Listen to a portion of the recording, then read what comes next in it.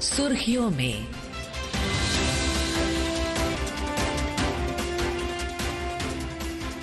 आज एक अत्यंत दुखद विमान हादसे में लंदन जा रहा एयर इंडिया का यात्री विमान AI-171 गुजरात के अहमदाबाद हवाई अड्डे से टेक ऑफ के लगभग 1 मिनट बाद दुर्घटनाग्रस्त हो गया।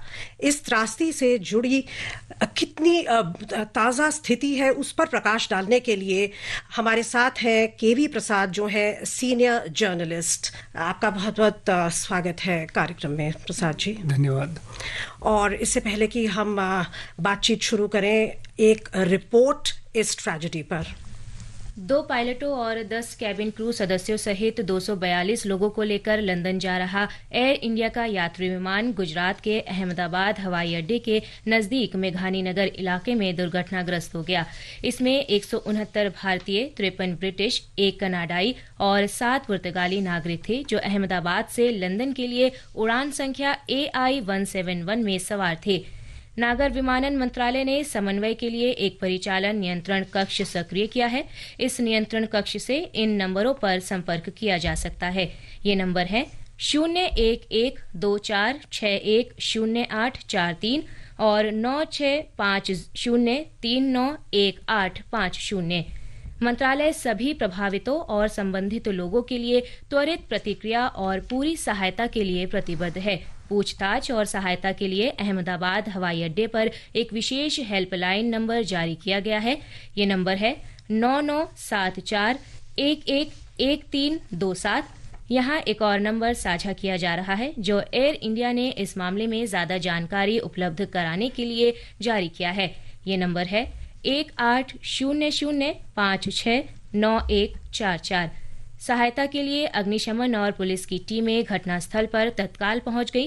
राष्ट्रीय आपदा मोचन बल की टीम को भी घटनास्थल पर तैनात किया गया है। बड़ोदरा से NDRF की 3 और टीमें घटनास्थल पर तत्काल भेज दी गई। राहत और बचाव कार्य को बिना बाधा के संचालित करने के उद्देश्य से दुर्घटनास्थल की ओर जाने वाली सभी सड़कों को बंद कर दिया गया है। और इस बीच हमारे साथ जुड़ गई हैं अपर्णा खूंट, जो है अहमदाबाद से आकाशवाणी की संवाददाता। अपर्णा जी, आप वहां पर हैं जहां पर आज ये दुखद हादसा हुआ है। क्या आप हमें बता सकती हैं कि कहां पर ये दुर्घटना हुई और किस तरह से राहत और बचाव कार्य की प्रगति हुई है? ताज़ा स्थिति और अभी तक जो भी घटनाक्रम हुआ है उस पर अगर आप हमें थोड़ा सा बता सकें। जी, ये अहमदाबाद के जो मेघानी नगर का जो इलाका है, उसमें आवासीय क्षेत्र में जो सिविल हॉस्पिटल आता है, उसका मेडिकल कॉलेज का हॉस्टल और मेस है, उसके पास ये घटना हुई थी, जो पूरा आवासीय क्षेत्र है। और बहुत ही बड़े विस्फोट के साथ ये घटना बनी थी, जिसकी वजह से काफी बड़े पैमाने पे जान-माल नुकसान की आशंका है। और अभी राहत और बचाव कार्य जो है पूरे जोरों से चल रहा है। उसमें भारतीय सेना के तीनों भी दल और NDRF, SDRF के साथ साथ जो स्थानिक पुलिस है, फायर की टीम है, वो भी इसमें जुड़ी हुई है। जिस इमारतों पे ये विमान गिरा था, जैसे मैंने बताया कि सिविल हॉस्पिटल के मेडिकल कॉलेज और हॉस्टल था, इसलिए जो घायल लोग हैं, 50 जितने लोग घायल हुए हैं, जिनका अभी उपचार चल रहा है सिविल अस्पताल में, वो अधिकतर डॉक्टर्स है। और पुलिस सूत्रों के अनुसार जो है विमान में सवार अधिकतर यात्रियों की मौत की आशंका है। बट अब तक जो खबर हमारे पास आई है, तो 100 से ज्यादा शव जो है सिविल अस्पताल ले जाए गए हैं और सभी सुरक्षा एजेंसियों द्वारा ये काम चल रहा है। बट भीषण विस्फोट के साथ ये घटना बनी थी, इसलिए जो शव निकाले जा रहे हैं वो बहुत ही दुखद है, ये कि बहुत बुरी तरह से जले हुए हैं, इसलिए उनको पहचानना जो है मुश्किल हो रहा है। इसकी वजह से मृतकों की पहचान के लिए जो है अहमदाबाद सिविल अस्पताल में DNA सैंपल की व्यवस्था भी उपलब्ध कराई गई है और काफी लंबी कतारें यहाँ पे लगी हुई है। जो रिश्तेदार है यात्रियों के, वो अभी यहाँ पे आए हुए हैं DNA सैंपल देने के लिए।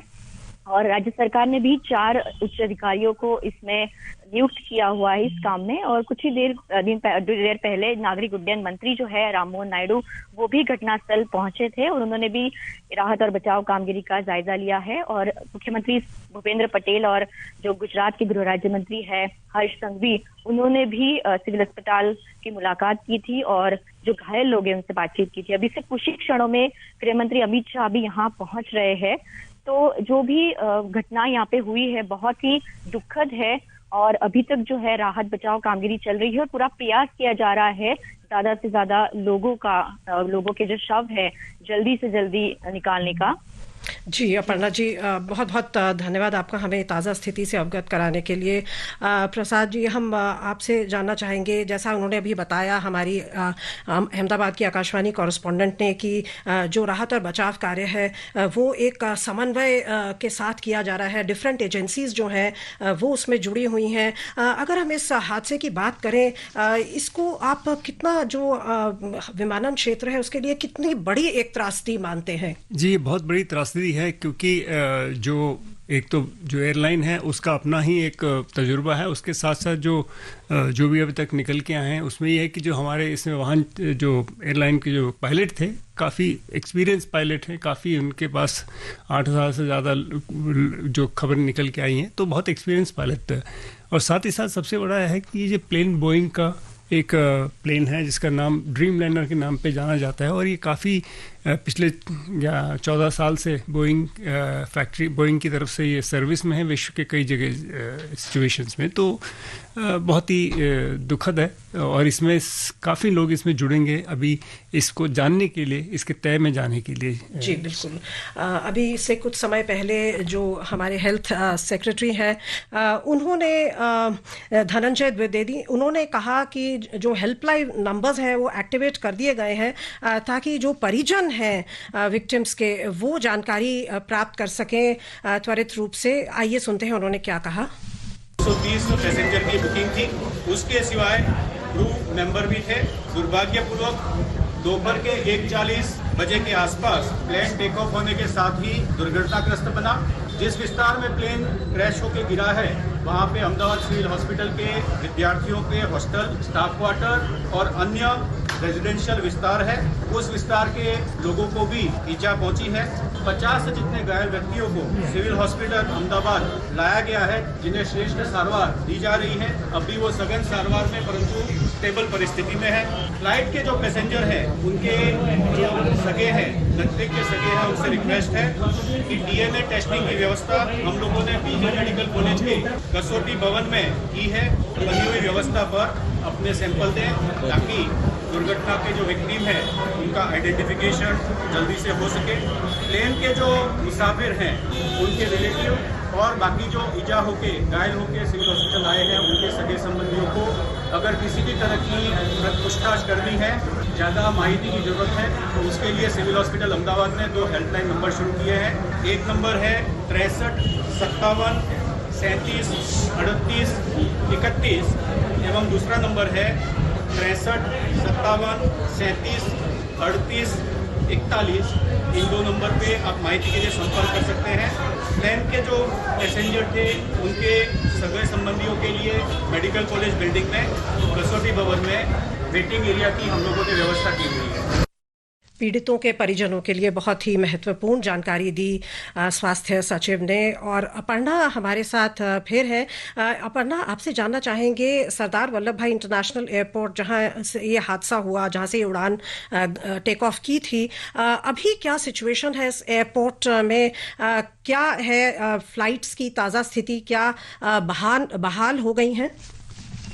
जी, जब ये हादसा हुआ उसके बाद अहमदाबाद इंटरनेशनल एयरपोर्ट पे जो भी सभी फ्लाइट रद्द कर दी गई थी और 12 बजे तक सभी उड़ानें स्थगित कर दी गई थी, जबकि उसके बाद थोड़ी ही देर में शाम को सीमित उड़ानें शुरू की गई है। और अभी जो ताज़ा खबर हमें मिली है उसके चलते सभी उड़ानें जो है पूर्ववत हो चुकी है।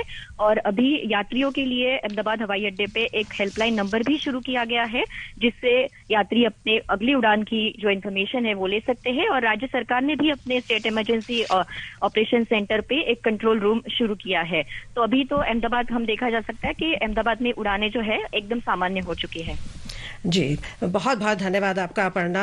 आपसे जानना चाहेंगे प्रसाद जी, ये बहुत ही एक संवेदनशील स्थिति है। जो परिजन हैं, जो सगे संबंधी हैं विक्टिम्स के, तो आपको लगता है कि जो भी अभी कदम उठाए जा रहे हैं उनके लिए, उनको इंफॉर्मेशन जल्दी से जल्दी मुहैया कराने के लिए ये बहुत ज़रूरी है, ये जो कोऑर्डिनेटेड एफर्ट किया जा रहा है? जी, ये बहुत ज़रूरी है। देखिए, क्योंकि त्रासदी हुई है और लोग घायल भी हैं, और जिस तरह से आप संवाददाता ने बताया कि काफ़ी सारे जो शव मिले हैं उनकी स्थिति बहुत ख़राब है, क्योंकि आग का गोला बताया गया, तो जाहिर सी बात है ऐसे में काफ़ी बर्न, लोग उस तरह से घायल हुए होंगे, पीड़ित हुए हैं। तो जैसे अभी वो बताया गया था कि डीएनए कर रहे हैं, तो ये सब चीज़ें ज़रूरी हैं। जी, बहुत ही संवेदनशील स्थिति है। जॉइंट सीपी जयपाल सिंह राठौर ने हमें क्या बताया इस सिचुएशन के बारे में जहां पर ये दुर्घटना हुई, आइए सुनते हैं।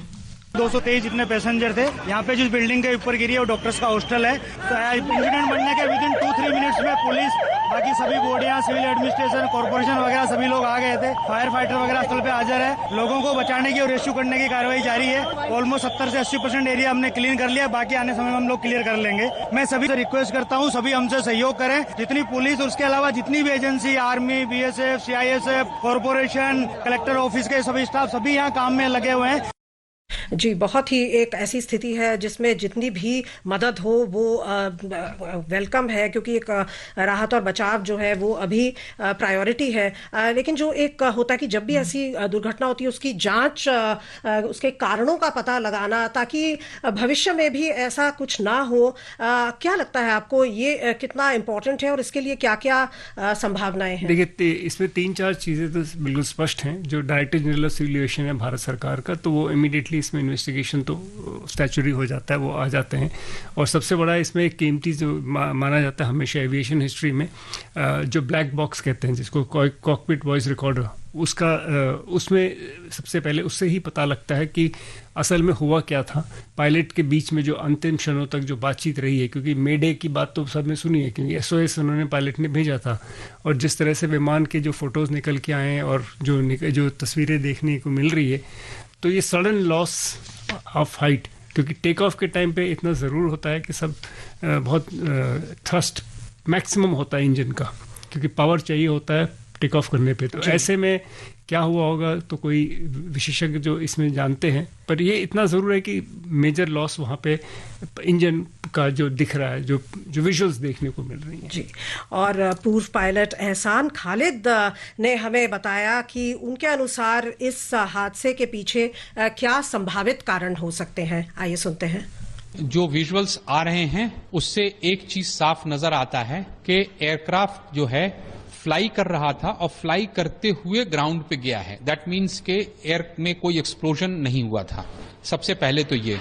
दूसरी चीज जो बहुत क्लियर है वो ये कि वेदर ऐसा हार्श वेदर नहीं था जो कि कंट्रीब्यूटरी फैक्टर हो सकता है। तीसरी चीज के इस पूरे विजुअल्स से लगता है कि एयरक्राफ्ट को लॉस ऑफ पावर है, लेकिन जो भी पावर था that was not sufficient to keep the aircraft flying. उसको बहुत रेयर है कि दोनों इंजन का लॉस ऑफ पावर साइमल्टेनियसली हो। So it's very difficult to say कि टेक्निकल फॉल्ट ऐसा क्या हो सकता है जो कि दोनों इंजन के पावर को लॉस करेगा। जैसा कहा कि बोइंग ड्रीम लाइनर 787 था ये ड्यूअल इंजन प्लेन। क्या ऐसा जब एक हादसा होता है, इतना बड़ी दुर्घटना होती है, तो नॉर्मली क्या प्रोसीजर होता है आगे का, जो DGCA और बाकी एविएशन अथॉरिटीज? जैसे मैंने कहा DGCA का तो होगा ही, जो हमारे भारत सरकार की तरफ से जो इन्वेस्टिगेशन होगा। उसके साथ साथ देखिए इसमें बोइंग कंपनी के लोग भी जुड़ते हैं, क्योंकि ये उनके लिए एक प्रतिष्ठा का सवाल है, और वजह जानना चाहेंगे क्या वजह थी कि ये चीज़ हुआ है। और साथ ही साथ इंटरनेशनल एजेंसीज भी आ जाती हैं, क्योंकि ये इंटरेस्ट से वर्ल्ड वाइड होता है। क्योंकि बोइंग ऐसा तो नहीं है कि सिर्फ भारत के लिए, पूरे विश्व में माना जाता है। जैसे मैंने कहा 14 साल पहले बोइंग क्लेम करती है कि 450-500 के ज़्यादा रूट्स खुले हैं इसकी वजह से, नॉन स्टॉप रूट्स। तो बहुत इसमें काफ़ी लोग इन्वेस्टिगेट करेंगे अपने अपने एंड से, और भारत सरकार और DGCA जो सबसे पहले है, प्रथम बॉडी है जो इस पे इन्वेस्टिगेट करेगी। जी, और जो एयरलाइन है जिनका ये विमान था, हाँ, एयरलाइन का तो जो लॉजिस्टिक्स का इशू है, बट मेन इन्वेस्टिगेशन DGCA की तरफ से होगा, डायरेक्टर जनरल सिविल एविएशन की तरफ से। इस बहुत ही संवेदनशील हादसे पर हमें जानकारी देने के लिए और स्टूडियो में आने के लिए आपका धन्यवाद प्रसाद जी। धन्यवाद। सुर्खियों में